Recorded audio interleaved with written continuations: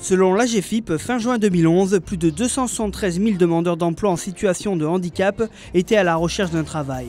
Un chiffre en hausse de plus de 13% par rapport à 2010 et qui met en relief la fragilité des travailleurs handicapés. Comment expliquer l'augmentation de ce taux de chômage? Élément de réponse au salon Passe pour l'emploi. 2 fois plus de personnes en situation de handicap sont au chômage. Pourquoi? Il y a plein de raisons. D'abord, c'est parce qu'on va trouver que 80% des personnes handicapées n'ont pas le bac. Donc ça va expliquer qu'il y ait peut-être moins de personnes en emploi. En plus, il va y avoir, c'est certain et c'est encore très vrai, une frilosité des entreprises à recruter des personnes en situation de handicap. Alors que les idées reçues sur les travailleurs handicapés persistent, des événements tels que celui-ci tendent à tordre le cou à ces clichés.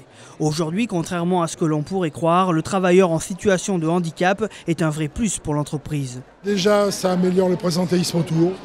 Moi, j'ai vu par exemple le cas le plus difficile. C'était une personne qui avait une sclérose en plaques et les gens qui étaient autour, quand ils avaient un petit bobo, ils venaient quand même travailler parce qu'ils disaient lui, il vient travailler, franchement, c'est pas mon truc qui va m'arrêter, quoi. Mon petit rhume, il est rien. Et donc, d'une façon générale, ça remotive les gens et ça donne un meilleur présentéisme d'une façon générale autour.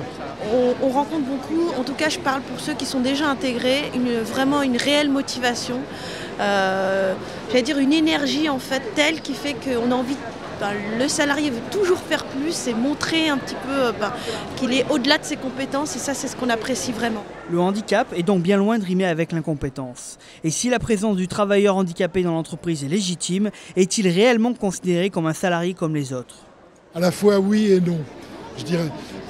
D'une part, il a les mêmes droits, mais par contre c'est effectivement une personne à laquelle on porte une certaine attention pour justement essayer de rattraper le retard dû à son handicap. Ce qui nous intéresse, nous, c'est surtout de faire comprendre un petit peu à tous les salariés que tout peut arriver à n'importe quel moment de la vie et donc on essaie de tous travailler ensemble.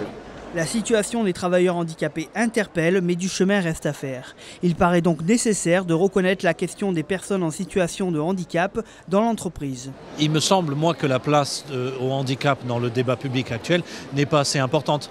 Mais le sujet étant tellement anxiogène et un peu difficile à aborder, je comprends que ce n'est pas avec ce avec quoi on a envie de se réveiller tous les matins. Le problème handicap et emploi, je pense qu'il devrait être plus central parce qu'une personne sur 2 va se retrouver en situation de handicap, parce qu'on a beaucoup à apprendre des personnes en situation de handicap, parce qu'une équipe diverse avec des personnes d'origine, de race, de religion, d'âge et aussi de situations de santé différentes va être plus performante et c'est prouvé qu'une équipe de clones.